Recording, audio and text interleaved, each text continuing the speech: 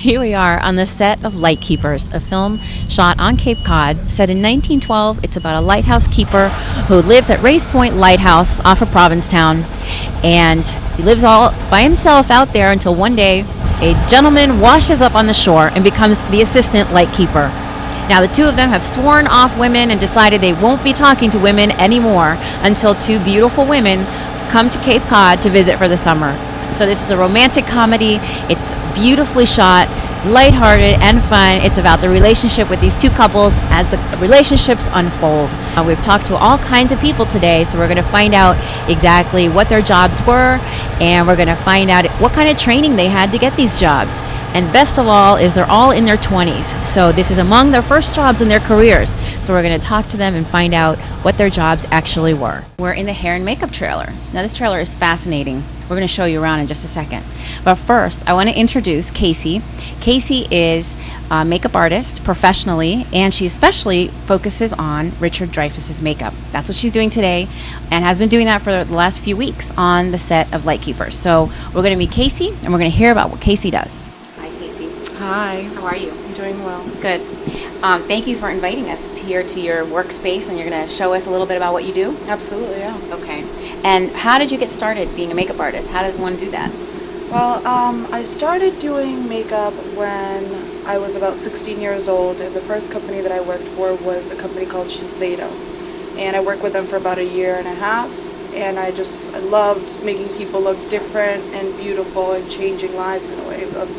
In the sense, kind of, when somebody sits down in your makeup chair, you have the ability to make them feel amazing for a night.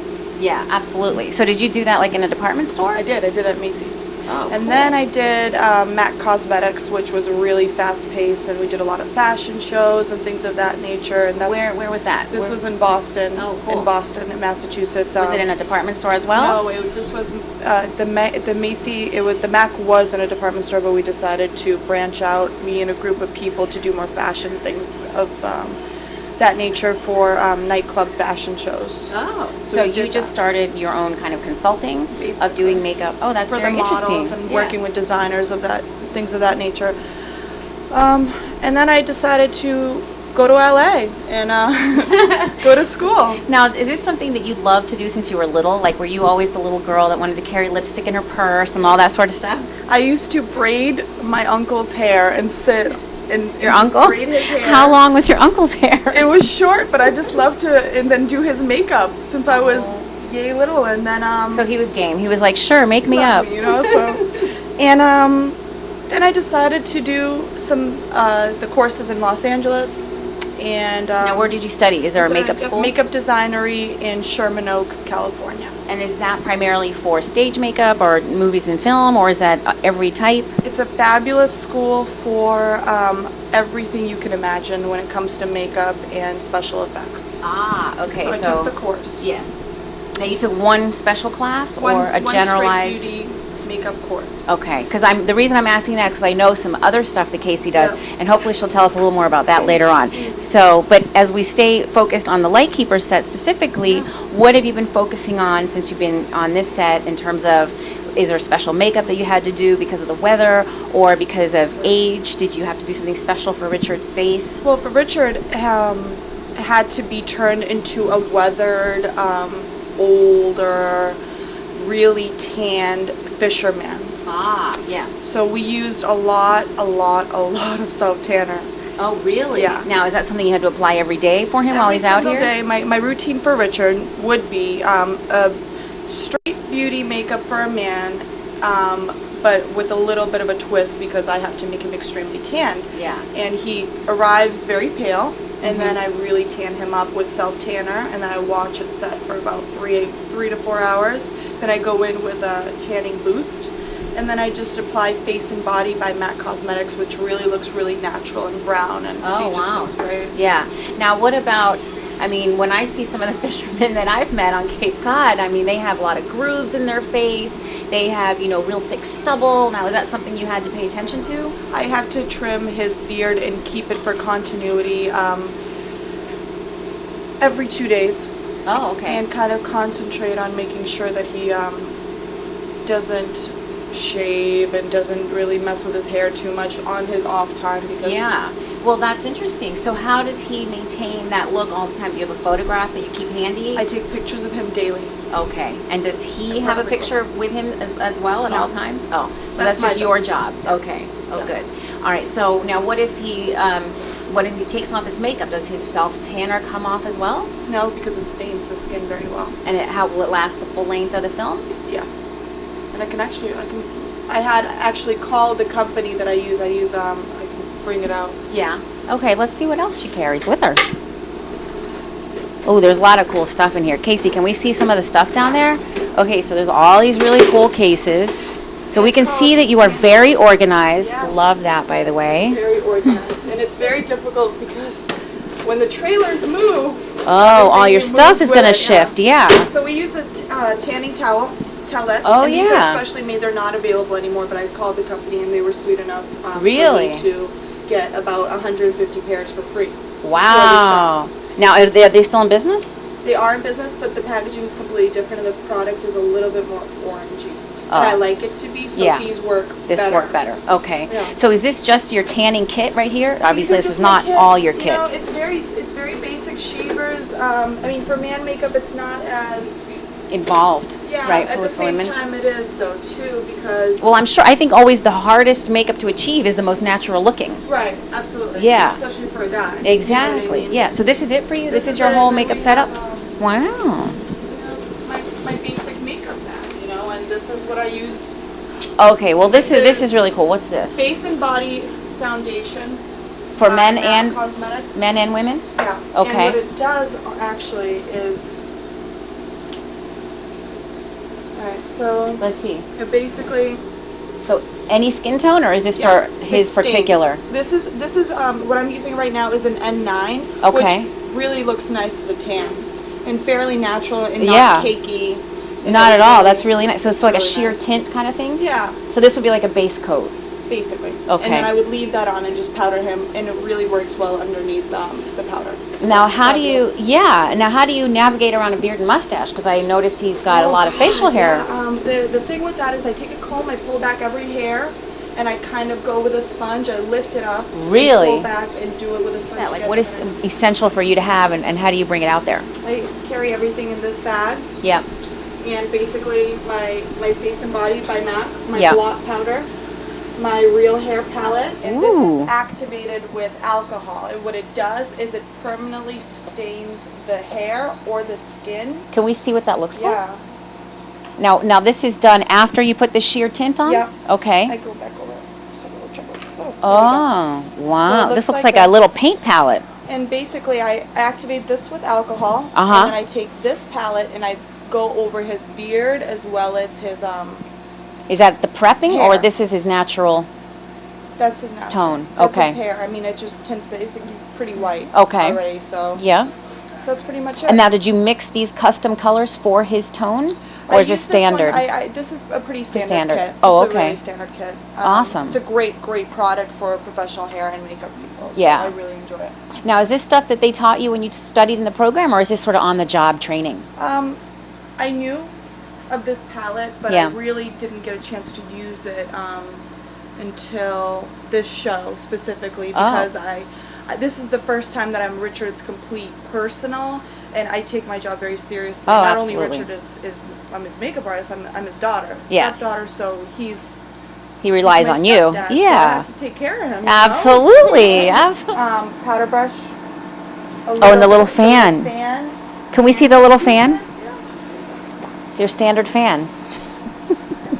So that all stays in your little pouch. This was given to me to borrow from Margaret. from wardrobe. We and all the departments help each other. Oh, you do. You guys all share stuff, and Not share stuff, but if you know what I mean. if you're missing if something, we need something. We're a film is always, it's like a family. That's We're right. a family. It's you know what I mean? collaborative, right? We work together 12 hours a day, 6 days a week. Yeah. We eat together. We hang out together. And we're great. You know, I love it. It's sad when you leave. I cry every single time. I I'm can't sure take you it. do. Yeah, tell me a little bit about that. Like, how do you feel about that? Like, if you're on a set for a number of weeks, and then that's it. You never see them again, or do you sometimes bump into people again on another shoot? I've kept contact with the people dearest to me from a film, always. Yes. Oh, you do. I Oh, always good. keep up. I email. I mean, we did a movie. Richard and I did a film in Greece, in Spain, called My Life in Ruins, which is starring Nia Vardalos from My Big Fat Greek Wedding. Oh, yeah. A Tom Hanks production. So you did his makeup on this film as well? I did every person that I did about 50 people's makeup. Oh my God. So I did that was my first film, and that is how I got my foot in the door. And I literally worked 12 hours a day, 6 days a week, for $7 an hour. Oh my God. You have to have a lot of stamina to do this, and you have to $7 an hour. love what you do. You obviously love I do. what you're doing. I really love what I do. Okay. And now tell me about some of the special effects that you've been doing. You talked to me a little bit about it, and you work for a specific company in California. I work for a fantastic company called Stu Siegel Productions. Okay. And I am one of 7 makeup artists, professional makeup artists in San Diego. We are the only production company in San Diego. And what we do is I train the military how to react in situation of when one of their fellow brothers gets attacked, whether it's by a bomb or a civilian. What I do is I recreate a wound that could possibly have happened, like a person's leg getting blown off. And we have actual amputee role players. Wow. Were they in the military? Were they in wartime? We don't do that just for the okay. sense of it's such an intense situation experience, that I don't want to recreate their negativity. Their traumas. They're Actors. in their own right, you know? Yeah. And what we do is, I can make somebody look like they have a 3rd-degree burn, like Freddy Krueger status, or I can do it where their leg is blown off and blood is gushing everywhere, and it's very, very gnarly. Now, let me ask you this. Now, what kind of substitutes do you use for blood? Well, I know you don't use blood on the We set, have a so. secret recipe that I can't talk about. Oh, wait, now someone told me it was chocolate syrup. It's not? Chocolate syrup. Oh, no. But what I will say is it does involve laundry detergent. Ah, I bet that's for the viscosity. That's just my guess. Well, you know what it is? It's for the uniforms of the Marines, Navy, SEALs, and Army. We work with everybody. I mean, so their uniforms don't get stained. Oh, right. So that's right, because those uniforms are very expensive, aren't Yes. they? And our tax dollars, I'm sure, pays for Absolutely. some of those. Yeah, And absolutely. it's their pride. I mean, they go out there and they defend That's our country, right. and we respect that, and Yeah. I truly respect that. So and, you do these enactments at their bases? I do They their don't come to enactments you? at their Oh, bases. Okay. It's what we call it is that we call it a scenario. Okay. And what a scenario is basically is they go ahead in the role players who are all in full makeup. Yeah. They go in and they set themselves up. Yep. The ones, the amputee, like a one-legged amputee, sets himself up. I pour the false blood all over them. That and secret recipe. yeah, the secret recipe. And then I run out of there real quick. Yeah. And then what we have is we have pyro. We have actual pyro. Oh, really? So there's an explosion. They start screaming, the role players, and pretending, reenacting a scenario. Like a total trauma. And then you unleash doors, and a bunch of soldiers come running up to help their fellow and soldier. A lot Yep. of them get really emotional, and a lot of this. I mean, there's a couple of people that have almost fainted because it's very, very, very intense. And now, how did you get into that part of the makeup world? Because that seems like a very highly specialized, more technical type of training. Mm-hmm. Well, what I've been doing as I mentioned earlier, when going to makeup designery in Los Angeles, fantastic school, I saw a demo and I looked at this. Yes. He did a neck slash. And it was gory and fabulous, and I just said to myself, "Self, you can do this." Wow. So I came home. So, yeah. And I practiced it on myself. I got all the materials such as silicone, 3rd degree, coloring for the wounds. Yeah. And I practiced on myself to a point where I was getting You were pretty convinced? good. Were you convinced that you had some serious injuries? Yeah. Yes. And then I... Did you ever like run out and show your mom, and then maybe she'd be God, like, she "Oh my freaks God!" out. She does. I'm freaks sure out. she would. For Yeah. Halloween, I was a really, really awesome vampire, and I did the neck bites? My friend that I was with, I did really intense neck bites on him. Oh my God. It was great. Well, in the time of Twilight, that's like the perfect thing right now. You must have been a great vampire. Yeah, I was pretty cool. Yeah. So, a couple other things I wanted to ask you about the special effects makeup. Now, since you mentioned that the training that you did was at this particular makeup academy, do they train you at that academy for the wound makeup, or that was something you entirely kind of self-taught? I self-taught everything. Really? From wounds to bruising to texturizing amputees. Now, how did you have the visual reference? Did you look things up in the computer? You do. Okay, so that's how you'd have a visual reference of what you're trying to recreate. Exactly. Okay. Now, just out of curiosity, how do you develop this ambition and drive? Because you've worked so hard to get to this point. How do you stay with it? Did your mom encourage you? Was it something that did you always talk about it at home? Like, how did you really follow through? Because a lot of people say, oh, I want to do this, or makeup artist, or do that, or something. How do you really stick to it? Well, the thing is, I went to school for business management. Oh, you did? I did. For college? For college, yeah. And then I went on a trip with Richard for a movie called Poseidon. Uh-huh. And I met Kurt Russell. Uh-huh. Kurt Russell and I hit it off.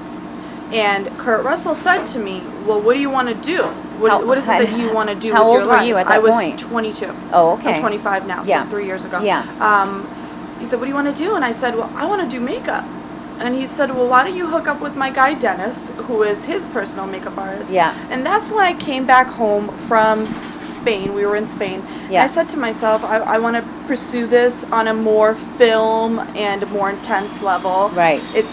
I live, breathe makeup. Yeah, because it is quite a leap from doing makeup for beauty and parties and things like that for, women's night makeup versus film, where it's technical and where there's so many. I'm sure you have to the repetition of certain things and certain formulas work for you, so you really have to remember this. Now, do you keep notes? Is there something like for you that you technical, you kind of create some sort of formula where you're like, okay, I know that this particular thing works for a wound of this type, or this is what works for... Well, what I do is I have my trusty iPhone. Oh yeah, I notice everyone here has an iPhone, by the way. I go to my notes. Yes. And I basically just write the day, which is like on one of the notes I have, 8th day, scene 60, what he's wearing, what his hair looks like, what I did that day in order to make it look that way, and what the weather conditions are, and I do that throughout the shoot, and then I take a picture. And was that the weather conditions in real life, or what the weather conditions were in the shoot that day? Both. Oh, okay.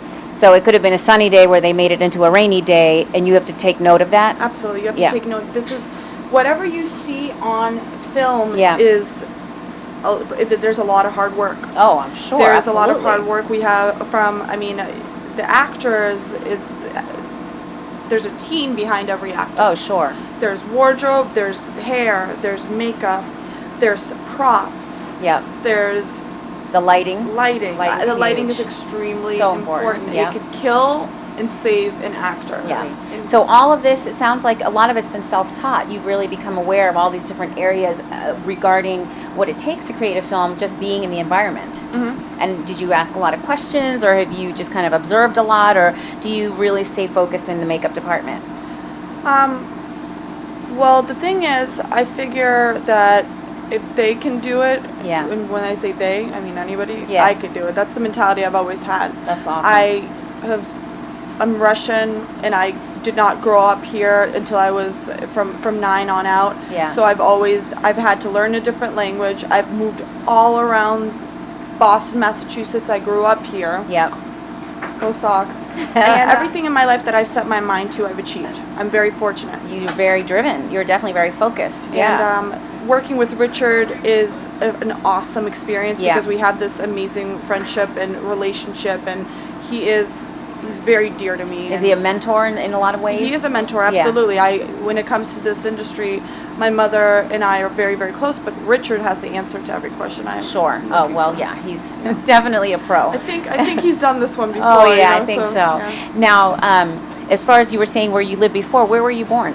I was born in Russia, St. Petersburg, Russia. Oh, is that where you grew up until you were 9 years old? Yeah. Wow. And then I moved to Newton, Massachusetts, and then I moved all around Massachusetts. Yeah. Because it was difficult, you know what I mean? It's a change. It's a change. So culturally, I mean, everything. Culturally, I know yeah. I moved to this country when I was 7, so I know it's very different because you have no accent of another Really? language. And is that just because I at have that age? you know what it is? I don't know. Richard always says I have a French Canadian accent. I don't understand. Really? Why. No, I don't detect an accent. It's beautiful. It's very nice and clean. Great. Yeah, Thank I you. can understand you very well. Thank you. Because English is my third language, so I know. Yeah. Third Ooh. language. Yeah. So I know how it is to adapt. Now, what do you speak? French and Spanish, and then English. So, do you still speak fluent Russian? I speak fluent Russian. Do you speak with your mom? Конечно, я говорю с моей мамой. Oh, that was so beautiful. Yeah, we're fluent. That's Every day. awesome. Me and her, we go half and half. We'll do. Oh, that's good. We'll do Russian, and then she'll answer me in English. Oh, and good. vice versa. And it Yes. comes in handy when you want to say something Oh, without someone hearing absolutely. it. Yeah, exactly. That always comes in handy. Well, Casey, thank you so much for Yeah, sharing all this absolutely. with us.